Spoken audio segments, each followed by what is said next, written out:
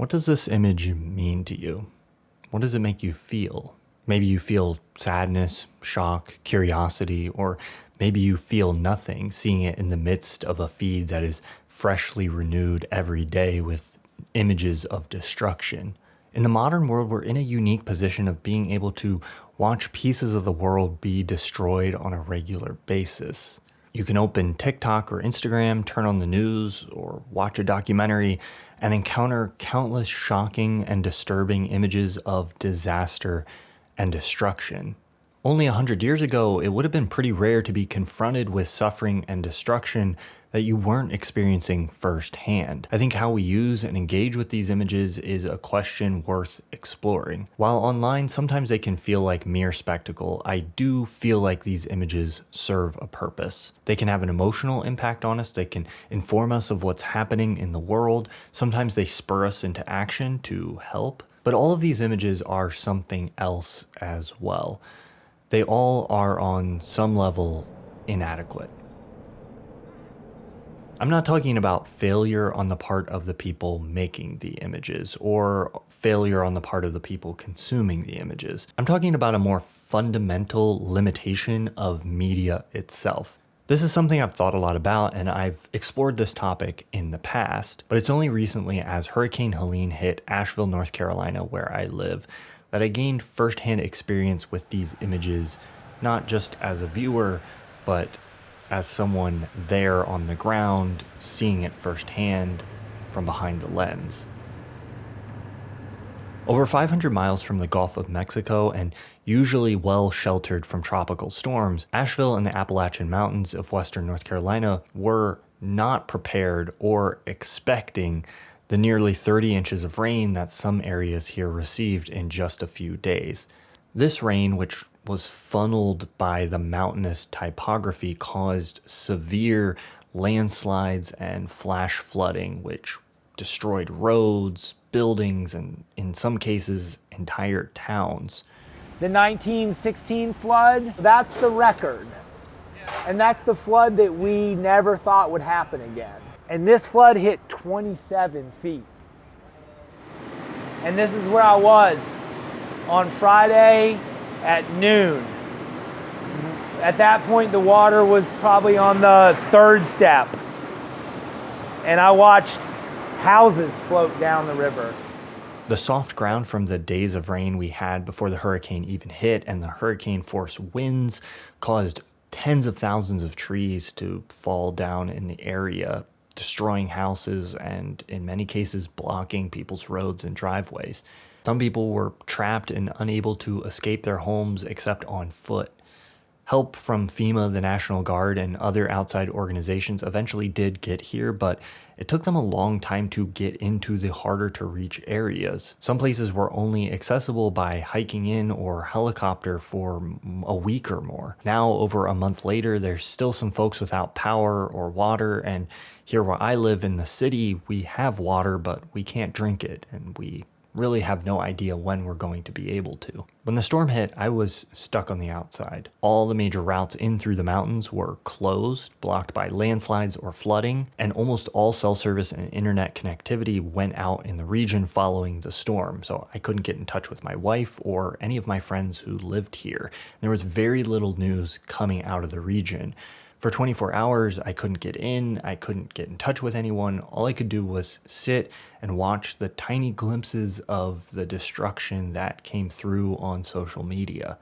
When I finally made it into the city a day and a half after the storm, because I had had access to the media on the outside, I knew more about the scale of the destruction than most people who were in the area. And as devastating as it was to see images of the destruction on the outside, compared to the experience of being here and seeing it firsthand, they really pale in comparison.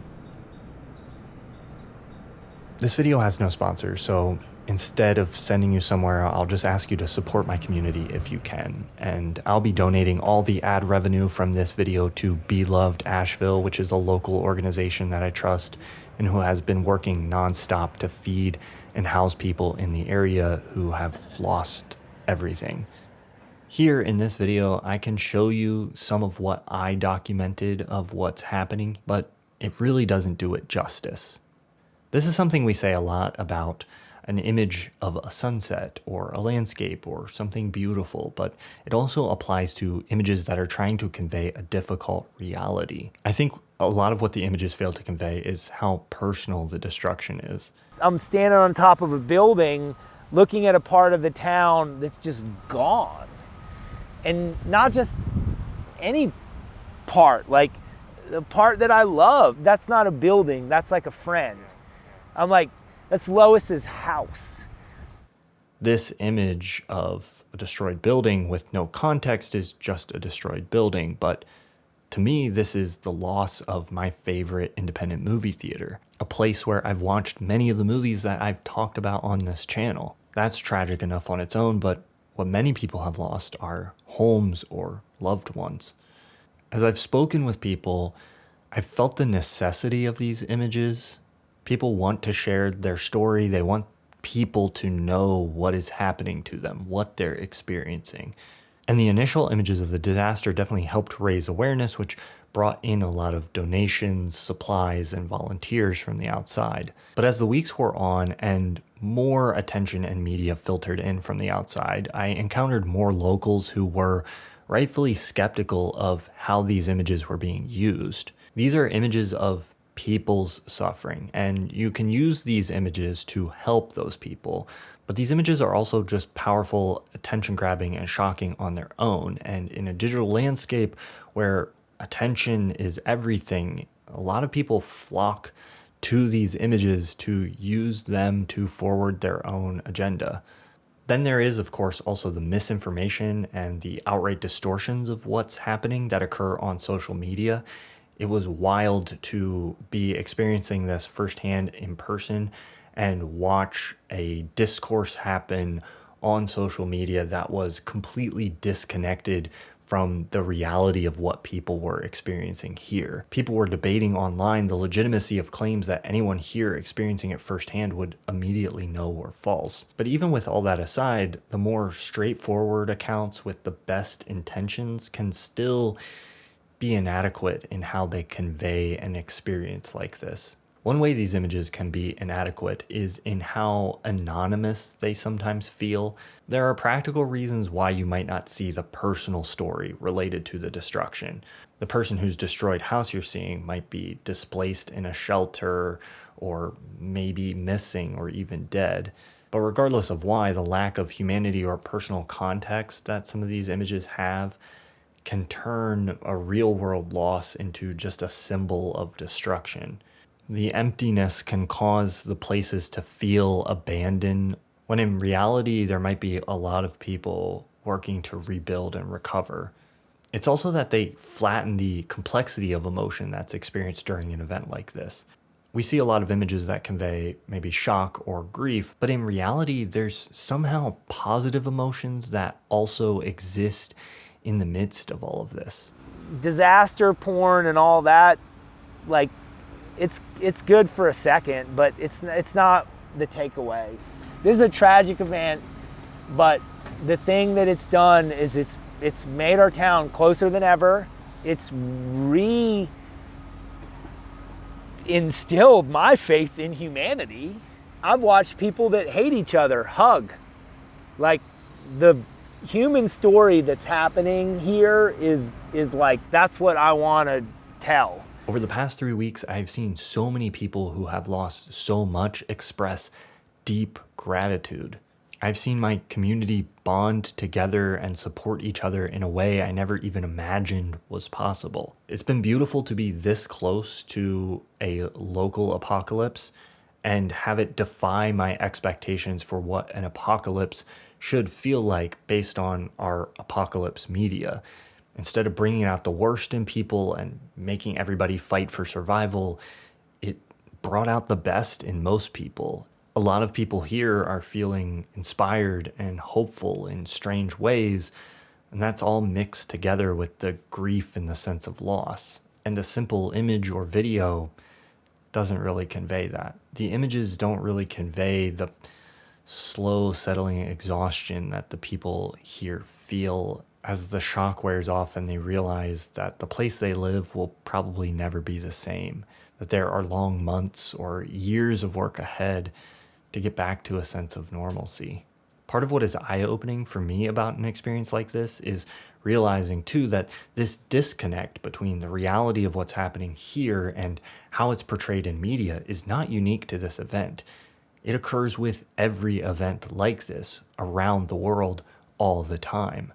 I understood this in theory, but it's giving me a fresh perspective to feel what it feels like to be on this side of it. What for someone on the outside can be experienced as a 30-second clip of destruction or a 15-minute YouTube video is an event that consumes someone's entire life for years, continuing long after the media and press have lost interest. In 2 weeks, there's gonna be like another thing, and then everyone moves on to that, and we'll still be here. We're gonna be here. Like, we're not going anywhere. And it's not just the images themselves, but the way they're presented that limits them. Susan Sontag, maybe one of the best media critics we've had in the last century, said in her book Regarding the Pain of Others that an image is drained of its force by the way it is used. She argues that the more we see these images, the less impact they have on us. She was talking about their use in magazines and on television, so it only applies even more to social media. In light of this barrage of images, as what Sontag calls consumers of spectacle, she says we are taught to be cynical about the impact of these images. We often end up thinking that they don't do any good at all. But just because these images are inadequate to convey the full force of an experience doesn't mean that they have no value. They are, at the end of the day, like all forms of communication, an imperfect tool. But in many cases, they're still the best one we have for the job. Sontag says these images are more than reminders of death, of failure, of victimization. They invoke the miracle of survival. They're useful tools as memorials.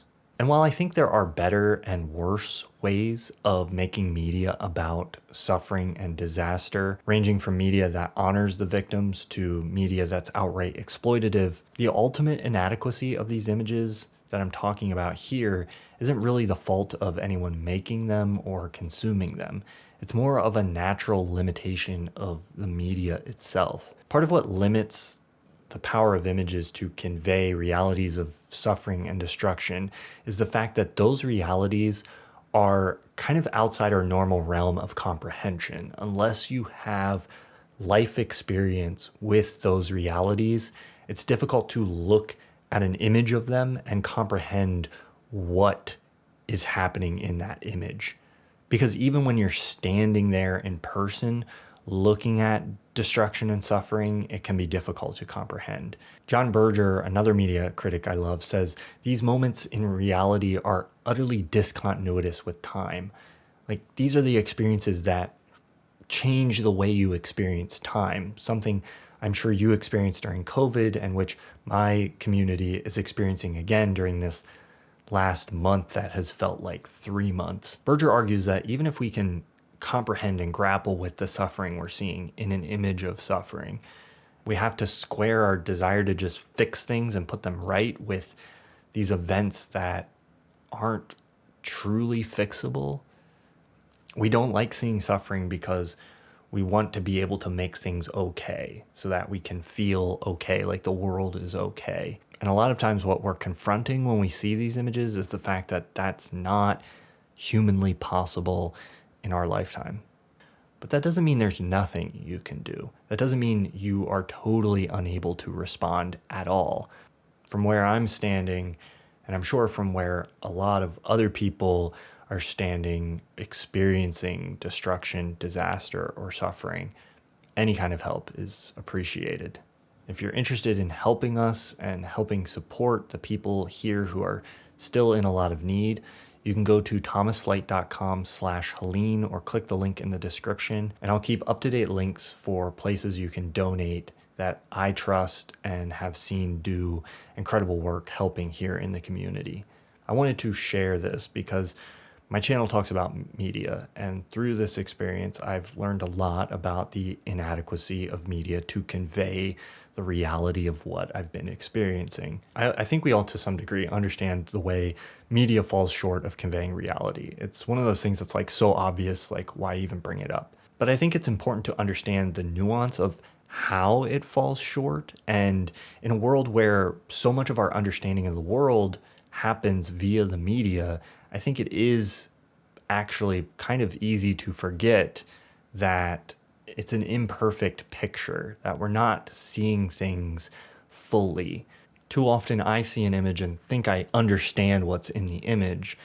And having seen the image, I probably understand a little bit more than I did before I saw it. But it's super easy to overestimate how much you understand something based on just one or two pictures or a video clip. And I'm not saying all this as a way to say we should write off images of destruction or disaster or media in general. I just think good media literacy is about comprehending the limitations of the media we consume. But I also wanted to share this just because what's happening in my community is the most important thing to me right now. And it would be difficult at this moment to talk about movies or television. I'm grateful that myself and everyone I love is okay, even if we're a bit shaken. The tree that fell in our yard missed our house by about a foot, so thankfully I can stay in my home. But I have friends for whom that's not the case, and people I know and people I've spoke to have lost businesses, houses, and loved ones. It's going to be a long road back to recovery for the place that I live and the community here.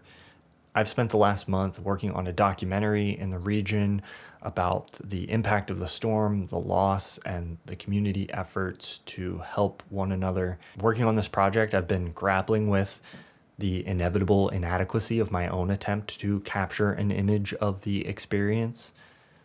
But my hope is that I'll be able to tell a side of the story that isn't conveyed very easily through social media or the news, shedding some light on some of those harder to glimpse aspects of resilience and rebuilding and the community here. One of the things that I think is important to talk about with this is like, this is the beginning of the story. Like, this is not the story. This is just the first part. Don't just show me how things got destroyed. Like, show me how they got fixed. And I'm going to continue working on that as I shift back into working on my channel again part-time. If you're interested in seeing updates about that project or supporting it along the way, those will be on my Patreon. I appreciate my patron support, especially during this time. It's been super helpful in allowing me to take on this project that's been meaningful to me right now and which I can't wait to share with all of you eventually. Thank you so much for watching. I have a lot of movies to catch up on, so I'll be getting back to some of my more usual content soon, but I appreciate your time and attention.